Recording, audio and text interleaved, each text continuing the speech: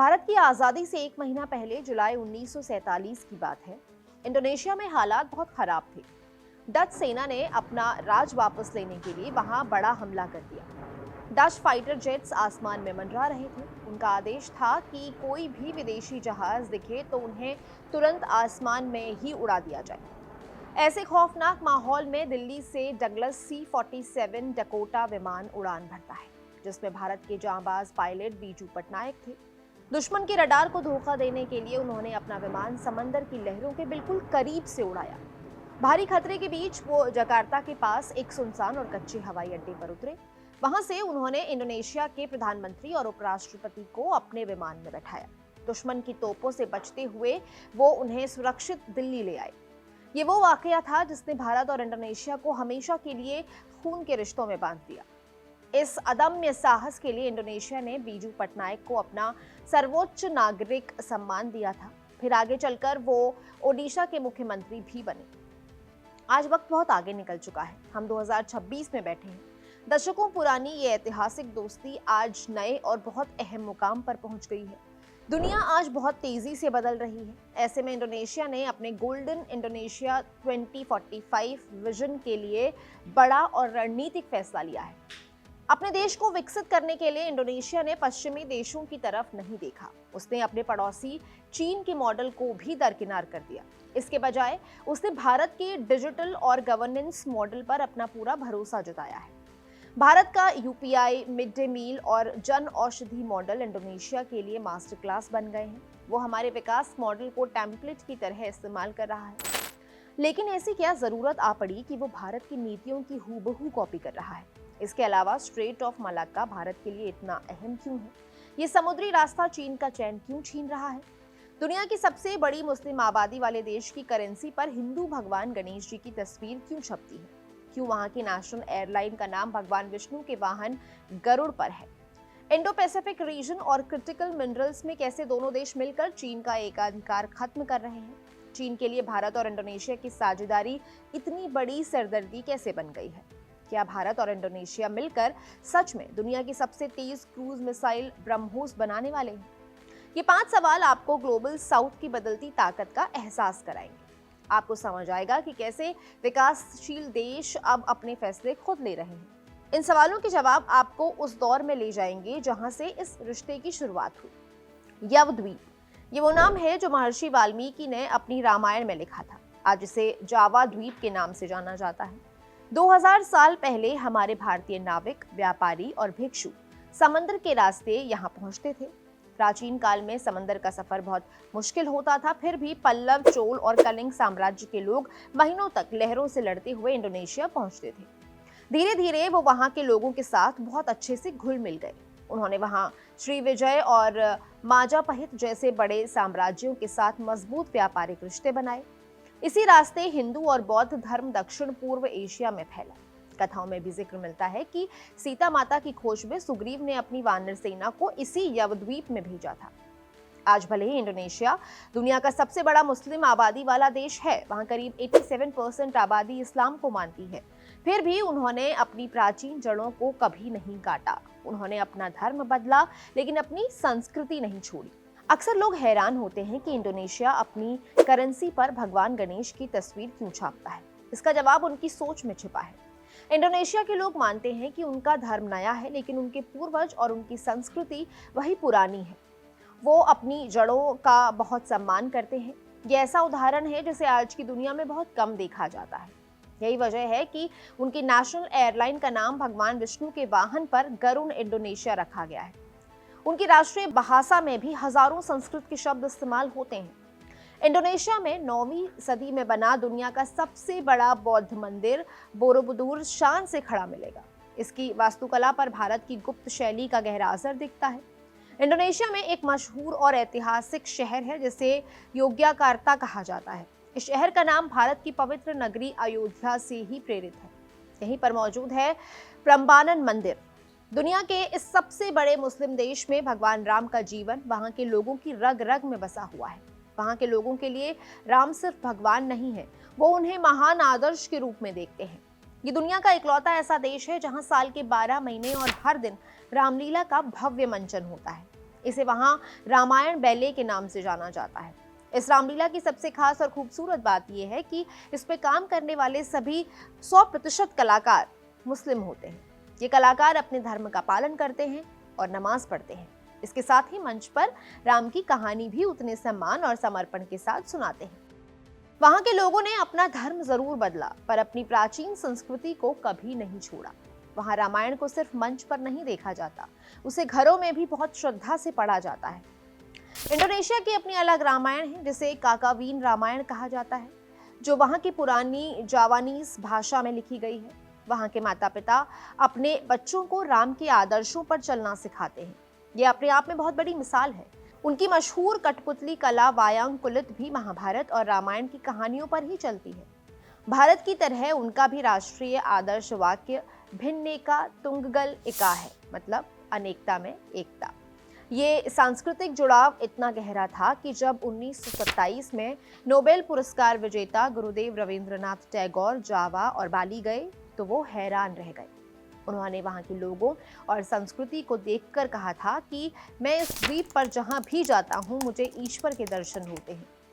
कुछ साल बाद 1950 में हमारे पहले प्रधानमंत्री पंडित जवाहरलाल नेहरू बाली गए। वहां की आध्यात्मिकता और खूबसूरती देखकर उनके मुंह से निकला, ये दुनिया की सुबह है। ये वो दौर था जब दोनों देश आजादी की खुली हवा में सांस लेना सीख रहे थे। नेहरू और इंडोनेशिया के राष्ट्रपति सुकर्णो के बीच बहुत गहरी राजनीतिक दोस्ती हो गई थी। दोनों ने मिलकर साम्राज्यवाद का विरोध किया और 1955 के बैंडुंग सम्मेलन से गुट निरपेक्ष आंदोलन की मजबूत नींव रखी। ऐसा लग रहा था कि ये दोस्ती अब कभी नहीं टूटेगी। लेकिन फिर विश्व राजनीति का पहिया घूमा। शीत युद्ध के उस दौर में कुछ ऐसा हुआ जिसने गहरी दोस्ती में दरार डाल दी। 1962 में जब चीन ने भारत पर हमला किया, तब इंडोनेशिया का रवैया हैरान करने वाला था। जिस देश को भारत ने डच सेना से बचाया था, उसने इस युद्ध में चीन के साथ अपनी नरमी बनाए रखी। ये भारत के लिए बड़ा कूटनीतिक झटका था। रिश्ते 1965 में अपने सबसे निचले स्तर पर पहुंच गए। जब भारत और पाकिस्तान के बीच युद्ध हुआ तो इंडोनेशिया ने खुलकर पाकिस्तान का साथ दिया। इंडोनेशिया ने पाकिस्तान को सैन्य मदद भी भेजी। इसने दोनों देशों के बीच भारी अविश्वास पैदा कर दिया। कई सालों तक दोनों देशों के बीच लंबी खामोशी छाई रही। फिर 1991 में जब भारत ने अपनी अर्थव्यवस्था को दुनिया के लिए खोला, इसी समय दिल्ली ने अपनी विदेश नीति में बड़ा बदलाव किया। भारत ने लुक ईस्ट नीति की शुरुआत की। इसका मुख्य मकसद आसियान देशों के साथ अपने ठंडे पड़े व्यापारिक रिश्तों को फिर से जिंदा करना था। धीरे धीरे बर्फ पिघलने लगी। 1977 के समुद्री सीमा समझौते और 1980 के दशक की कूटनीतिक कोशिशों का असर अब व्यापार पर दिखने लगा था। 2005 तक दोनों देशों के बीच कई बड़े आर्थिक समझौते हुए। असली कूटनीतिक क्रांति 2014 में आई। भारत ने अपनी लुक ईस्ट नीति को अपग्रेड करके एक्ट ईस्ट नीति बना दिया। अब भारत का ध्यान सिर्फ व्यापार तक सीमित नहीं रहा। इस नई नीति में 4C पर जोर दिया गया। ये 4Cs हैं: कल्चर, कनेक्टिविटी, कॉमर्स और कैपेसिटी बिल्डिंग। भारत ने साफ कर दिया कि वो इंडो पैसिफिक क्षेत्र में सुरक्षा और स्थिरता चाहता है। दिल्ली ने समझ लिया था कि एशिया में शक्ति संतुलन बनाए रखने के लिए इंडोनेशिया को साथ रखना बहुत जरूरी है। 2018 में जब प्रधानमंत्री नरेंद्र मोदी इंडोनेशिया गए तो रिश्तों को व्यापक रणनीतिक साझेदारी का दर्जा दे दिया गया। आज चीन की बढ़ती आक्रामकता के बीच भारत और इंडोनेशिया मजबूत स्तंभ की तरह खड़े हैं। जो देश कभी हमसे दूर हो गया था, वो आज हमारे विकास मॉडल को अपना रहा है। इंडोनेशिया 17,000 से ज्यादा द्वीपों में फैला हुआ है। 28 करोड़ की आबादी तक सरकारी सुविधाएं पहुंचना बहुत मुश्किल है। इस मुश्किल को हल करने के लिए इंडोनेशिया ने भारत की तरफ देखा। इंडोनेशिया के 6 करोड़ 50 लाख छोटे व्यापारी ई कॉमर्स कंपनीज के जाल में फंसे हैं। बड़ी टेक कंपनियां छोटे दुकानदारों से 25 से 40% तक कमीशन वसूलती हैं। इतने भारी कमीशन के बाद छोटे व्यापारियों के पास मुनाफा नहीं बचता। इस डिजिटल एकाधिकार को तोड़ने के लिए इंडोनेशिया ने भारत के ONDC यानी open network for digital commerce model को अपनाया। उन्होंने इसे ION यानी इंडोनेशिया ओपन नेटवर्क का नाम दिया। ये कोई साधारण ऐप नहीं है, बल्कि भारत के बेकॉन 2.0 ओपन प्रोटोकॉल पर आधारित न्यूट्रल डिजिटल रेल है।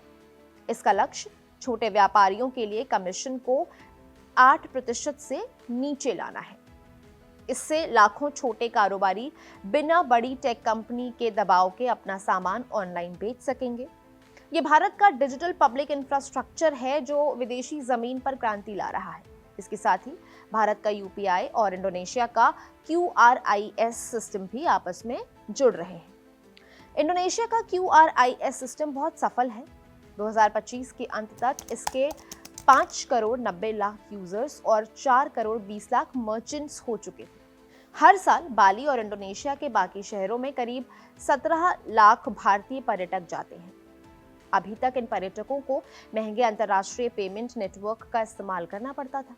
वीजा या मास्टरकार्ड जैसे नेटवर्क ट्रांजैक्शन पर भारी फीस लेते हैं, लेकिन यूपीआई लिंकेज के बाद भारतीय पर्यटक अपने मोबाइल से पेमेंट कर पाएंगे।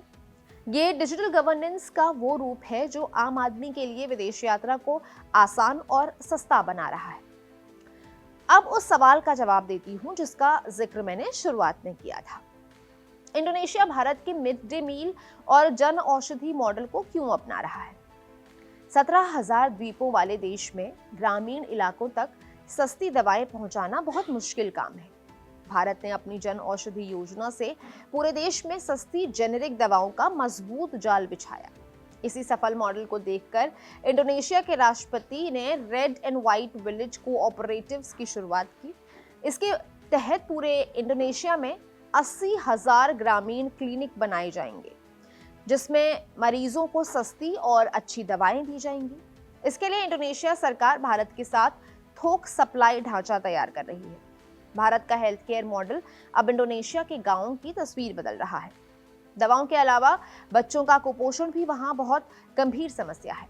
इंडोनेशिया में 5 साल से कम उम्र के करीब 21% बच्चे कुपोषण के शिकार हैं। उनकी लंबाई उम्र के हिसाब से कम रह जाती है।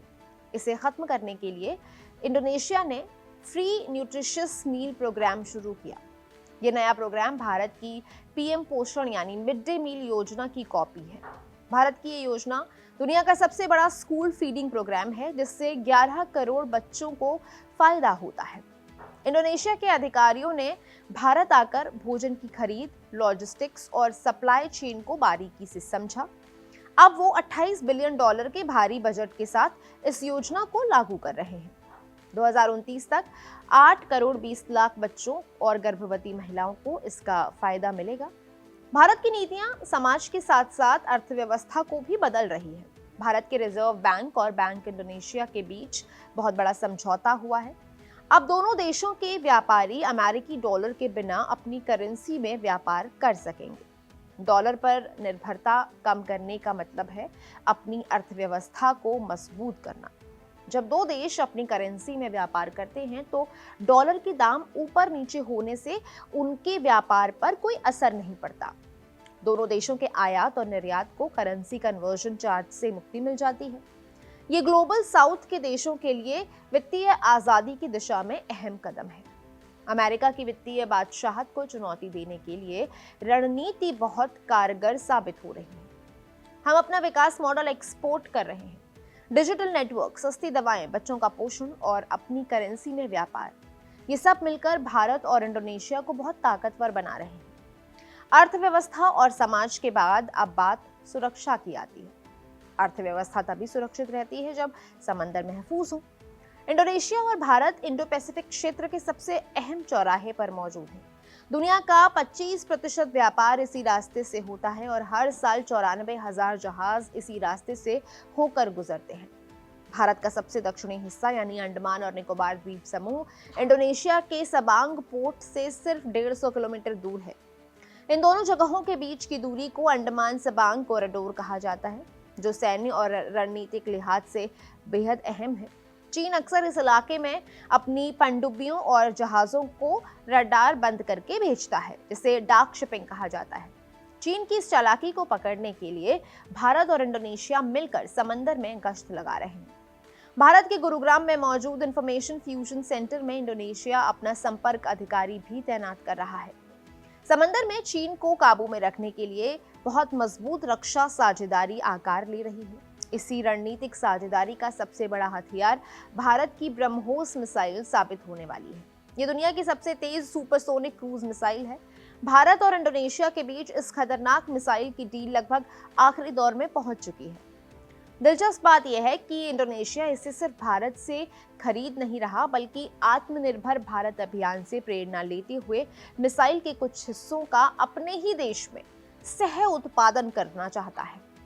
इसके अलावा दोनों देशों की सेनाएं गरुड़ शक्ति और नौसेनाएं समुद्र शक्ति नाम से हर साल बड़ा सैन्य अभ्यास भी करती हैं।